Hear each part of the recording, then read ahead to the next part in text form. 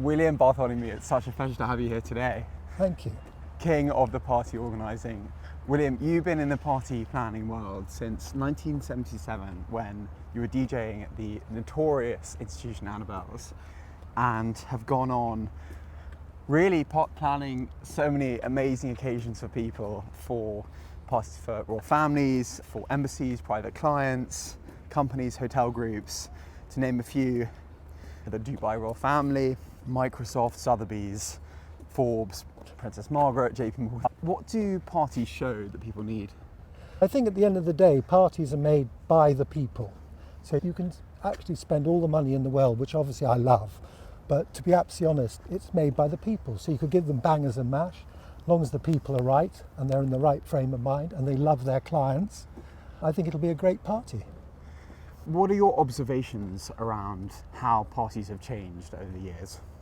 Weddings have changed. For the first thing is that weddings used to be really in the afternoon with canapés, champagne, and then the bride and groom would leave at 6 o'clock and that would be the end of it.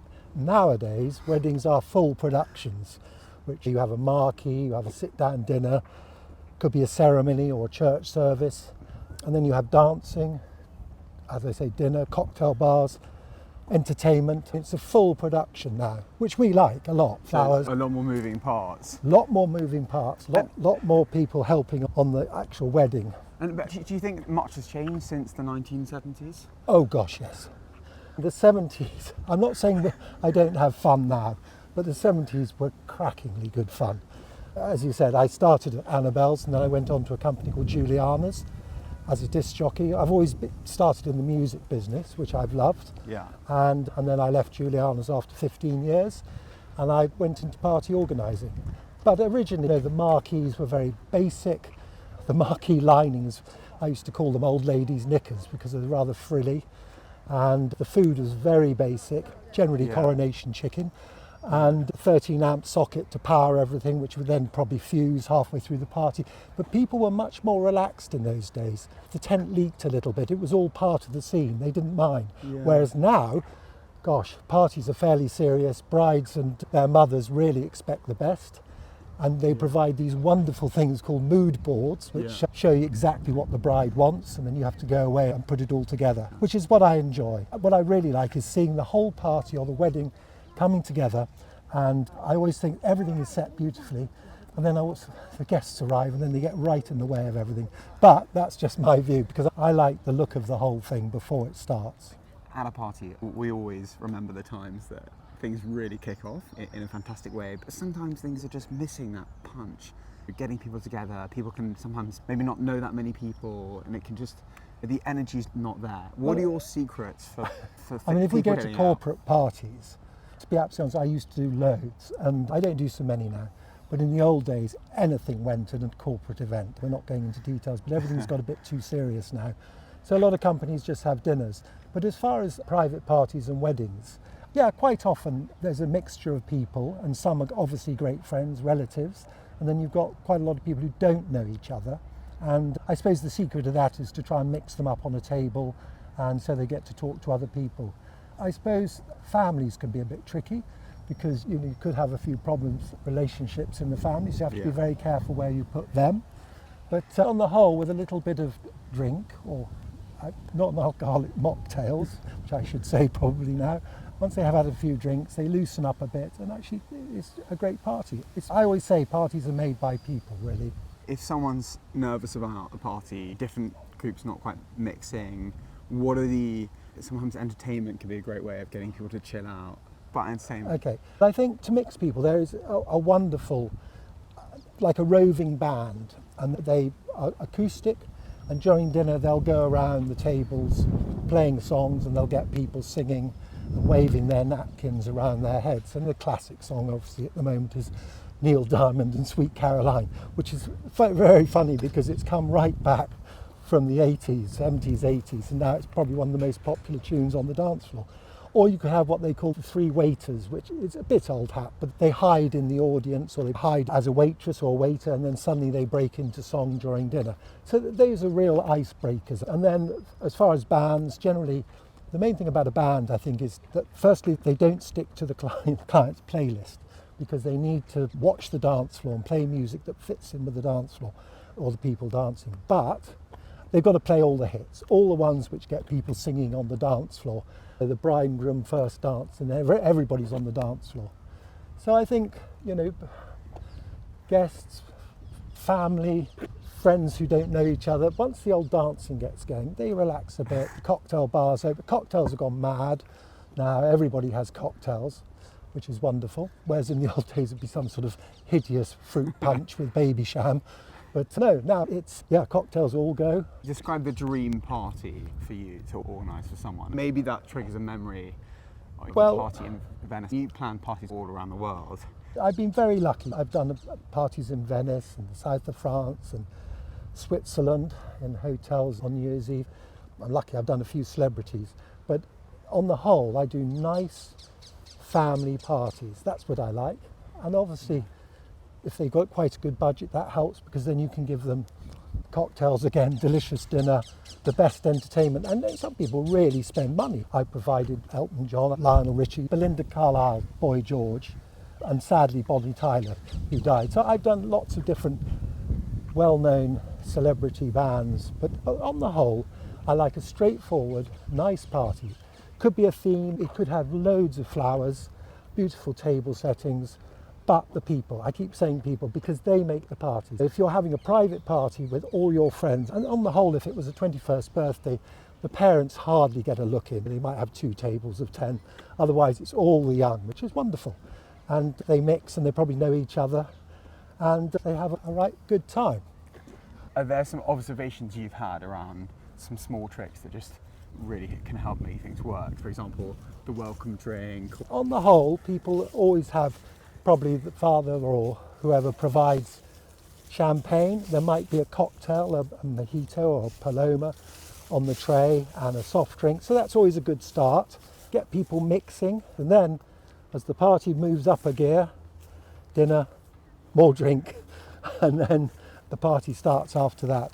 But on the whole, people are quite relaxed for a party, and they're up for anything really. Yeah. And booking talent, give us an idea on that. Let's just talk about celebrity musicians. I'm not using any names, but some of them are an absolute nightmare to work with, and they have things called rider contracts, and rider contracts are full of everything. It could be they want Belvedere vodka, or they want a 3-course dinner of such and such, and you're dealing with their production manager, and they can be very tricky. They want the best of everything, which obviously makes a better performance, but they can be a bit tricky. But on the whole, they'll do a very good job. They always come down and meet the client, which is lovely. So yeah, I slightly dread booking an act, a celebrity band or a new large band. I generally pass the buck to one of my production managers just to look after the band.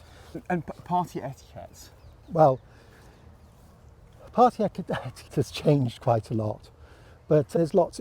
Personally, I'm a great one for sending out a hard invitation, nice invitation. A lot of them now are designed by an artist, so they're not just necessarily embossed or thermographed.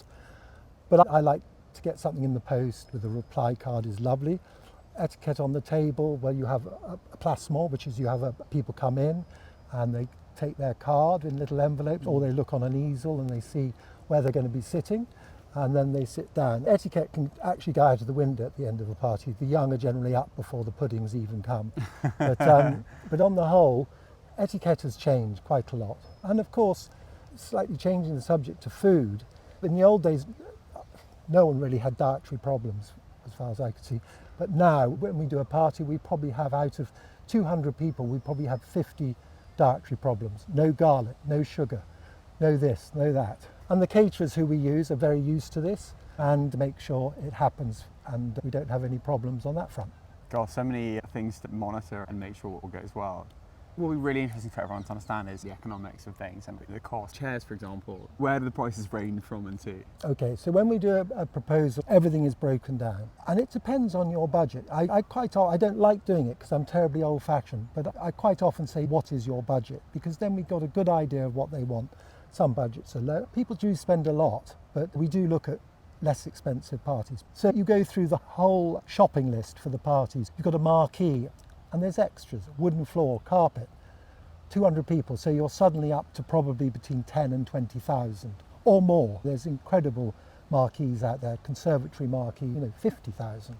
Then you've got chairs, not so bad chairs. There, the old days you just had a gilt chair, a Camelot gilt chair. Now you've got every type of chair. Chairs range from £5 up to probably £30. Then you've got tables, they're quite reasonable, £10. Then you've got the linen, you've got the generators to power the whole party, a couple of £1,000. So the budget is going up by the second. Then you've got a normal dance band, 4,000 to 10,000. A well-known band, could be a pop star of some kind, that could range from 200,000 up to £1 million. But that's quite rare. My clients are generally, they just have generally a good budget, and we put everything to that budget. Portaloos, the smartest Portaloos. Actually, I've got a good story about Portaloos. Yeah, let's jump into the list. So we do a shopping list, catering, we put the right caterer to the job. The theme, it could be themes, it could be flowers. We did a wonderful James Bond theme last year, where we decorated the whole marquee, and we had lookalikes of Jaws and Odd Job, and they really did look like. So it's just good. Did you come up with that idea? Yeah. Wow. How do you find them? You're like, okay, I need a guy who looks like Jaws. I've done this for 45 years, starting as a little boy, age 13. But you just get a really good black book, and you build up. I generally use the same people, the agents, the contacts, because I know they're good. I use the 2 or 3 marquee companies, because I know they'll come up with the end product and it'll be good.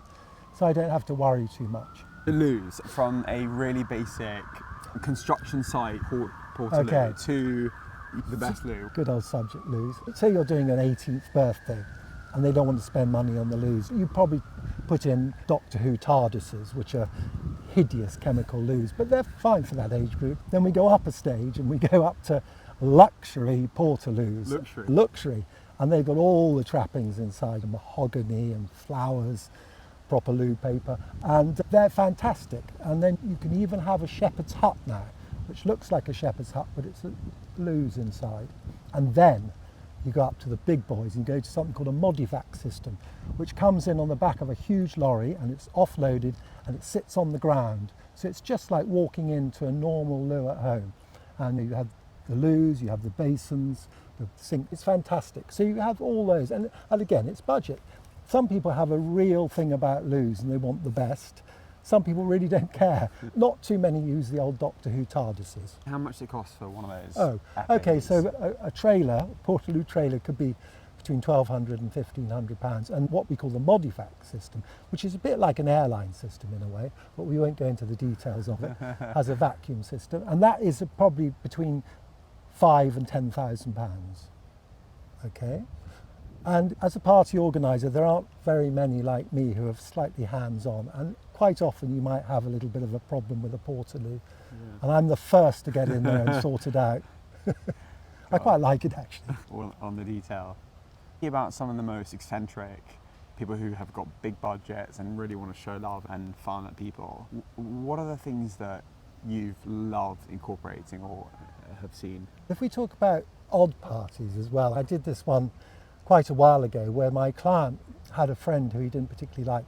So we hired a warehouse and he invited all his friends and the city friends into this warehouse for drinks. And no one had any idea what was going to happen. And I had drapes all the way around and music. At a certain time, they picked up this poor chap. He thought it was his birthday, threw him into a wedding cake. Then these drapes dropped to reveal 8 naked women and custard pies. And this huge custard pie fight started. It was incredible. And I hid, obviously, but I did get covered by the end of it. And actually, I hate to say it, 2 or 3 people slept out. A lot of people were very cross about that. And a more eccentric party from a client. It could be, we did this wonderful party in Scotland where the guests had a whole day of entertainment. One of it was to come up on trailers, and then they got to this beautiful loch, and at the far side of the loch they had classical music with a huge firework display. Now there's a budget. If you want to spend fireworks, it's anything up to £3,000 or £4,000 a minute. A minute? A minute, yeah. A minute, that's incredible. So it used to be £2,000 or £3,000 for the whole show. Now it's just gone into a different league, really. Really? Yeah. And what's driven that? Yeah, I think they've improved the design of them. They're quite incredible, really, and the thought that goes into them and the music. So if a firework explodes up in the sky, generally the music will tie in with that.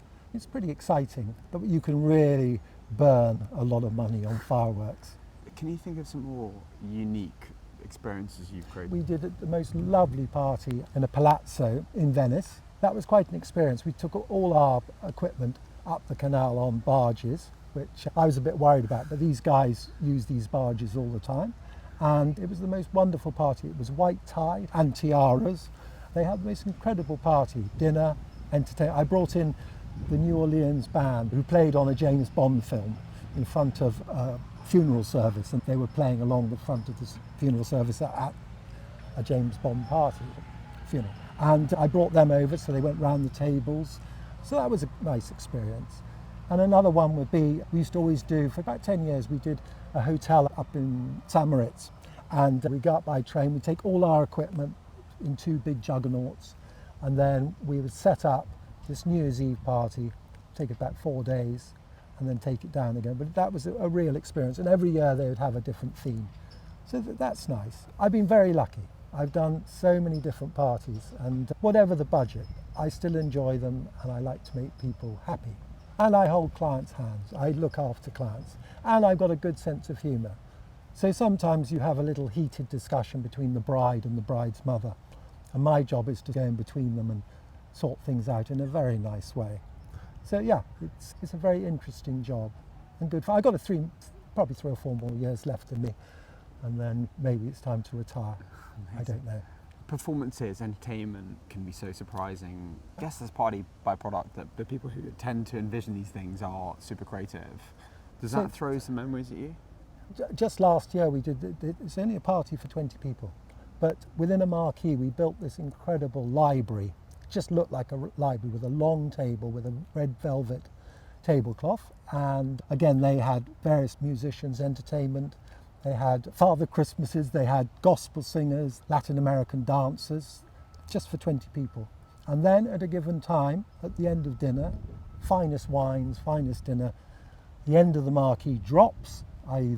there's a curtain which drops, and behind that we've created a complete nightclub, which just looked like a nightclub. You couldn't and just looked like the interior of Annabel's or Hertford Street. And then we had bands, we had Belinda Carlisle, we had cocktails. And so I'm very lucky. That's very creative.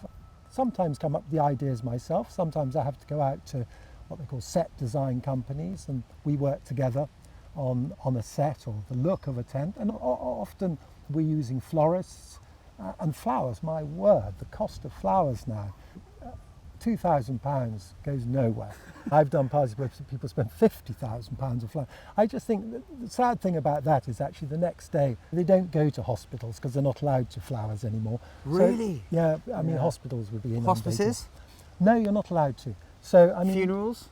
No, they're not allowed to go anywhere Really? apart from in the skip. So unless guests extraordinary. take some. You spend days building these wonderful sets and flowers, and the next day they're gone. It's a shame, but that's how it is. Life's funny in that sometimes a really small interaction with someone can lead to extraordinary events. People getting married, to businesses being created, to just nice bonds. Yeah, I think all sorts.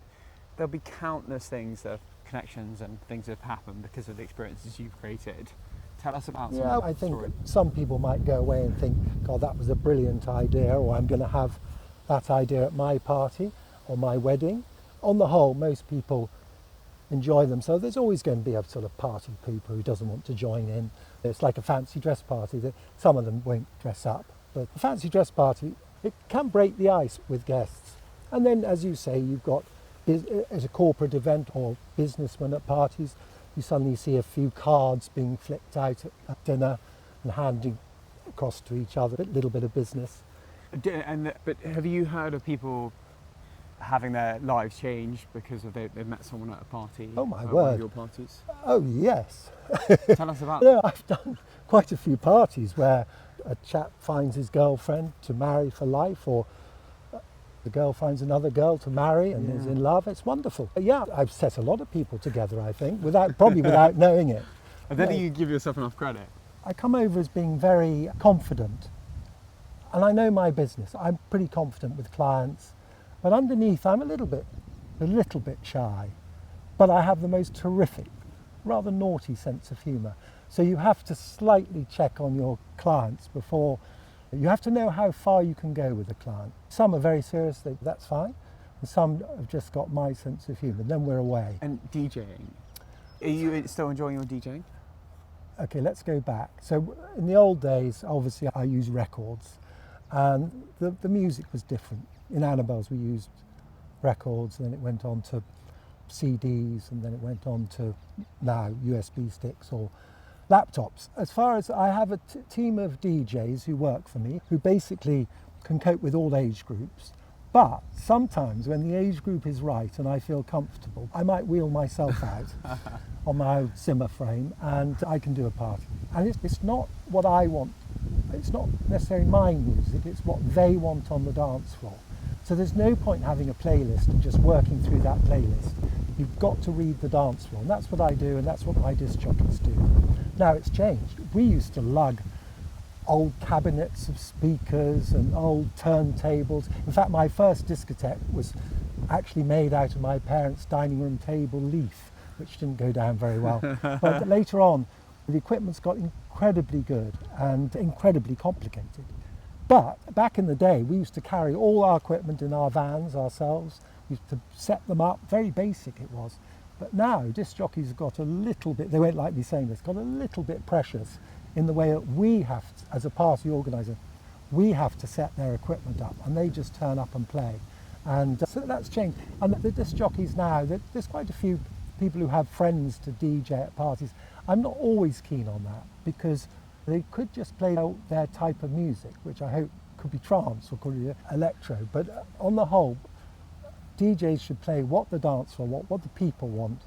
It's not rocket science. You put on a Queen song, Don't Stop Me Now, my God, whatever age group, the dance floor actually is packed. And what amazes me is the young, and I call the young 18 to 21, they all know Sweet Caroline, they all know American Pie. But of course, as the night goes on, you go into different types of music. You could go a bit south of France or a little bit disco-y, which I like. But as I say, I only do a few now. The lucky few. But you've got a reputation for...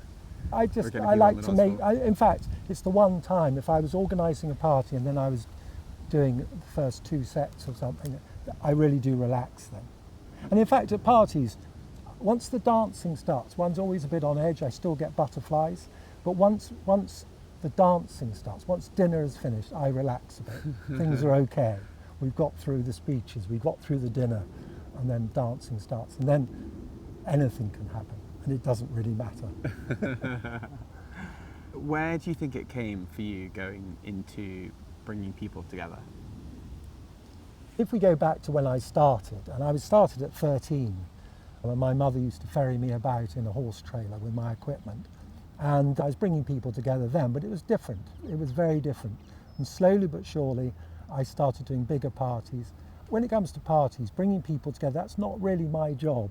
That's the one thing I can't do really, is the guest list. But I can get people to come together at a party. Once they're there, once the guests are there, I try and get them to mix. If there's a bit of entertainment, as I've said before, some roving bands or even roving magicians and cartoonists, they're a little bit old hat, but in fact they do bring a party together. It just breaks the ice. Yeah, amazing. We're going to jump in. Everyone loves music. Tunes. Give us some songs to get people on the dance floor.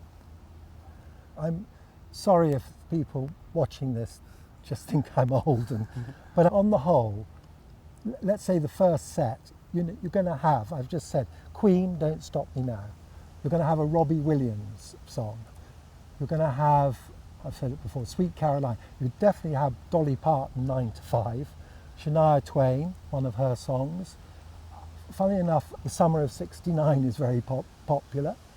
I Will Survive, Gloria Gaynor. And then you get a few new ones, like please move into perhaps the clubby stuff, like Levels by Avicii, which is a great song. For the young, with Taylor Swift. ABBA is a must. Not too many. Good old Dancing Queen is very popular. You could go back to the 60s, but funnily enough, people aren't so keen on the 60s now. It's really the 70s and 80s which packed the dance floor. Madonna and Guy Ritchie's wedding. I was very lucky on that one. I suddenly got this phone call one evening. I was working in Jersey on a party, and I'd been told by a friend who lived in America, who I'd done her wedding, that someone special might ring me. And I didn't really know who. And then suddenly the call went. Security said, "Is that William Bartholomew?" And I said, "Yes." And then he said, "Could you speak to Madonna?" So that was quite a shock, really. But she was very nice. And we chatted away. And then she said, "I want to have a castle, somewhere very secluded." So I thought, we've got to get this in the bag quickly. So I quickly popped up to Scotland and I found a place called Skibo Castle, which was brilliant. And then... Incredible location. Lovely, it's beautiful. And it's very good for, it was 50 people. It was for a week, so there was a week of parties. Every night was another party. A guy would go shooting and one thing another in the day. And then in October, I think, and yeah, it was Christmas time for the party, the wedding. So in October, she came over and we went on her private jet, which was quite exciting for me because I hadn't got a clue how to put the seatbelt on, so I had to watch her bodyguard, which was quite funny, how he put it on. Then we went to Skibo Castle and she loved it. And then we started planning all the menus and the look of the room and the florists. And entertainment was very straightforward. And we did her wedding and her daughter's christening.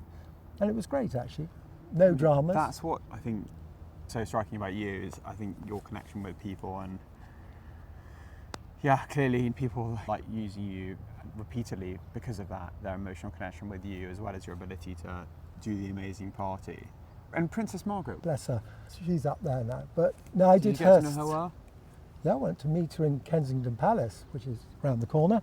And yeah, I went to see her and we discussed music, what she liked. And it was quite intriguing because one of the songs was called Jump Up and Down on My Old Broomstick. Anyway, since I found it, but actually on the night of her party, I thought she'll never come up and ask for that. And of course, what did she do? She came up and asked for it. And of course, we didn't have it. But nowadays you have an iPad, you can find everything. Yeah, but gosh, she really danced. And they all danced, it's lovely. And then I've done some extraordinary parties. I did our King's 40th birthday in Buckingham Palace, where a Saudi prince had given him a Bedouin tent, which they built in Buckingham Palace for the night, which is where my nightclub was. And they had Phil Collins, so that was fun. I mean, Phil Collins. I yeah, mean, and then these are experiences most people, myself included, just on YouTube, you're like, wow. I did another party for a family in, it was Clapham really, beautiful house, and suddenly the whole of the royal family turned, everybody, because they were friends or cousins.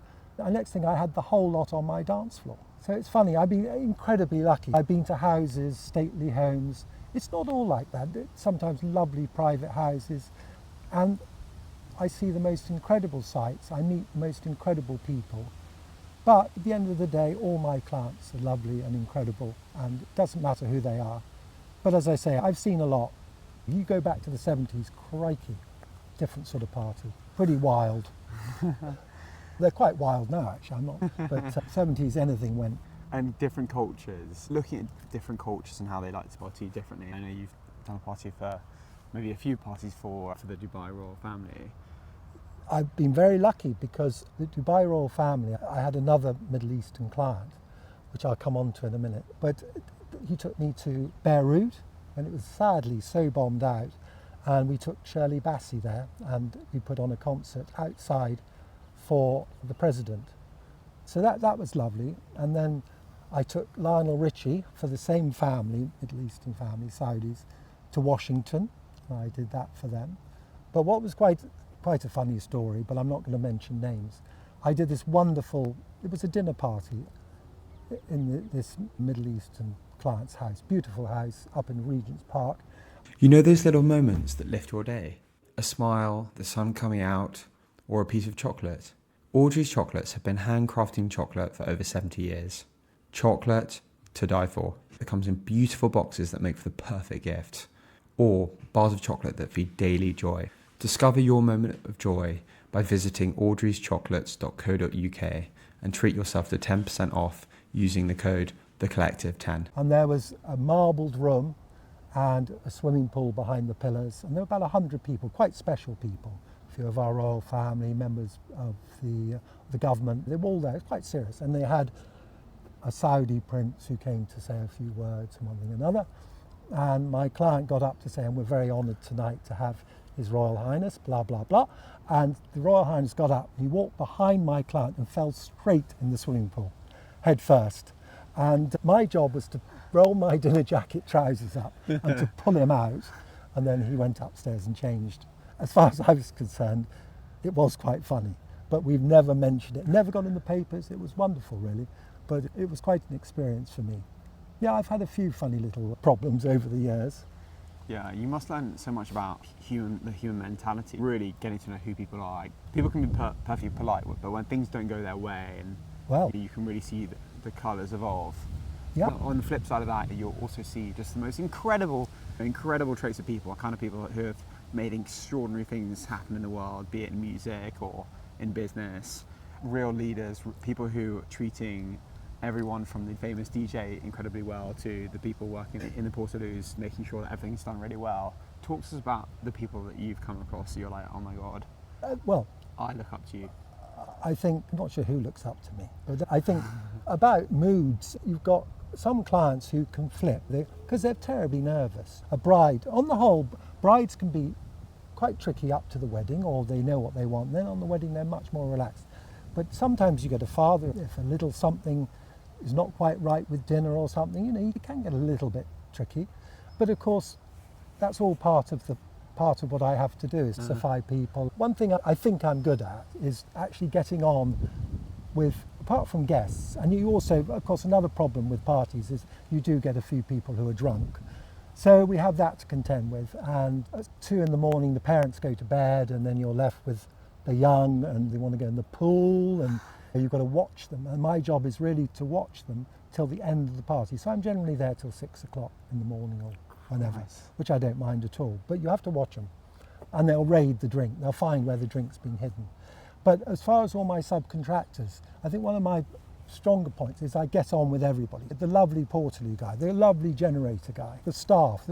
I try and make it fun for them, and I try and look after them. I would always give people behind the scenes dinner and an area to sit, and that's what I like. I quite like the people behind the scenes, and it can be terribly funny with them. So many experiences and things going last minute almost wrong. Have you got any stories there where something's not arrived and then there's been some very quirky series of events that have meant that everything works out okay? Loads of little things. In this country, the weather is one of the worst things. You suddenly get a storm just before a party. That's you're just used to that sort of thing. But I always remember, we're back on the Portaloo again, but it was hilarious. It wasn't the beginning of a party, it was the end of the party.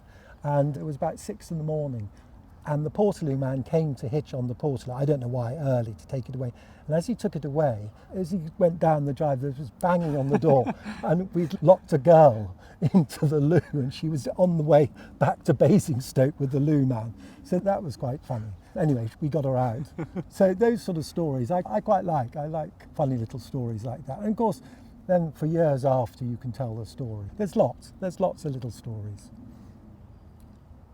Oh, you do sometimes get a few guests who can get a bit stroppy about things. You need to try and tell them where to park their car. Very boring. Could you park there? And they don't want to. So some guests get a bit stroppy over things. Generally, I hate to say alcohol can play a little bit of a part.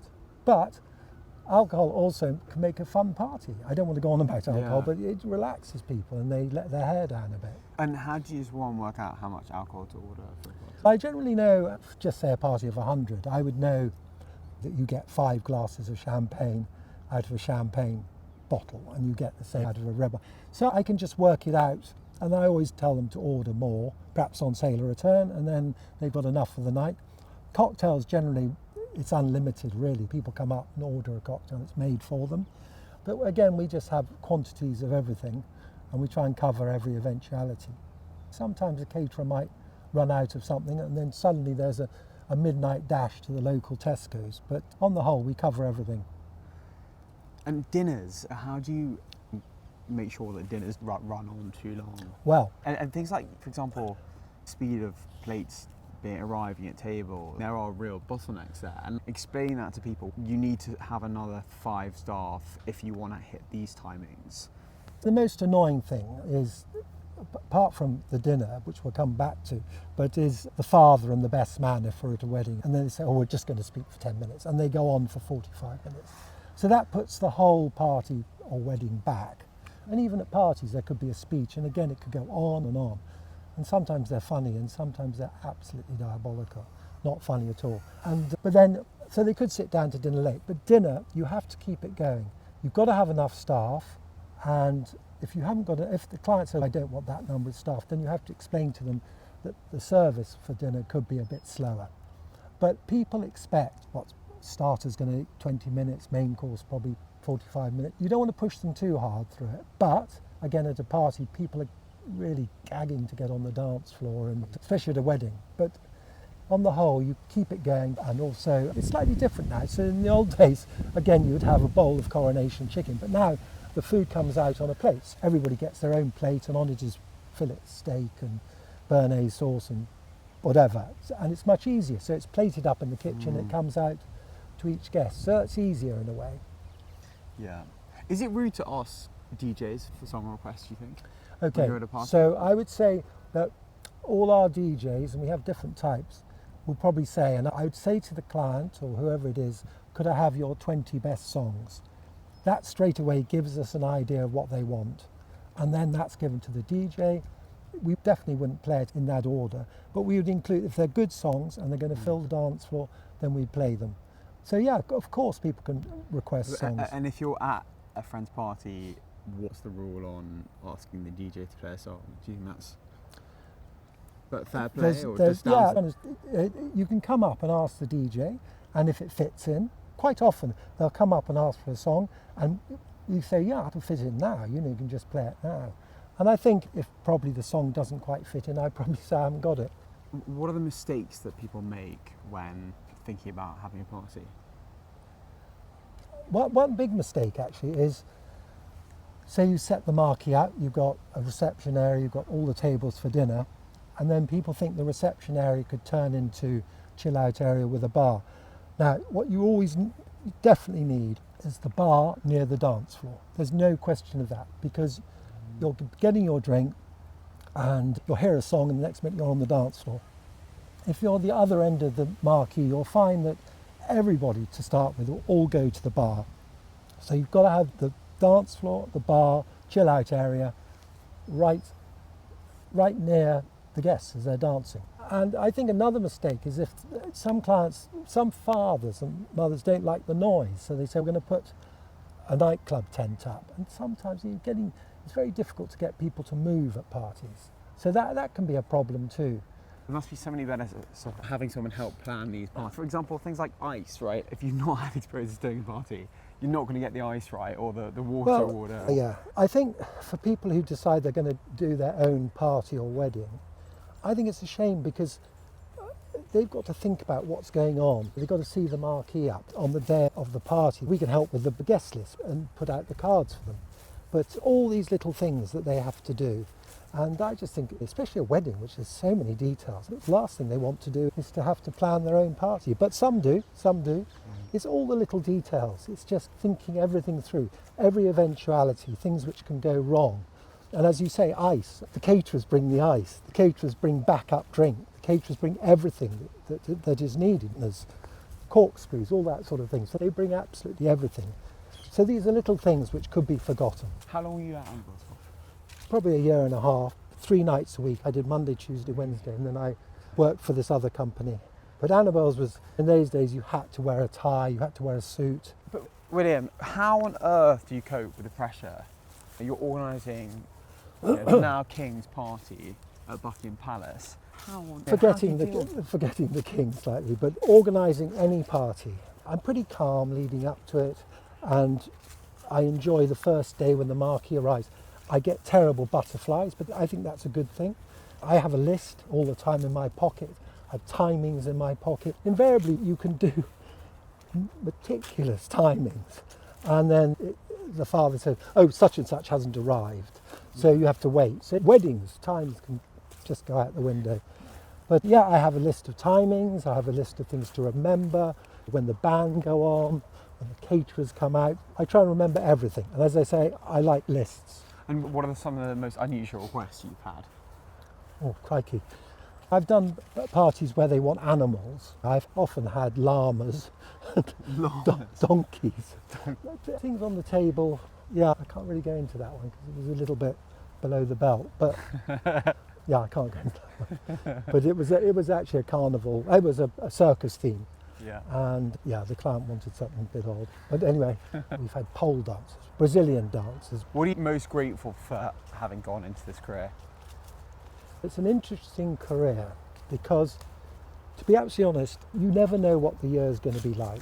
There's no point doing financial budgets on parties and weddings or corporate events because you never know what the year is going to be like. So we had COVID, where there were just no parties, and then at all, obviously, the odd little party for 20 people, a little wedding for 20.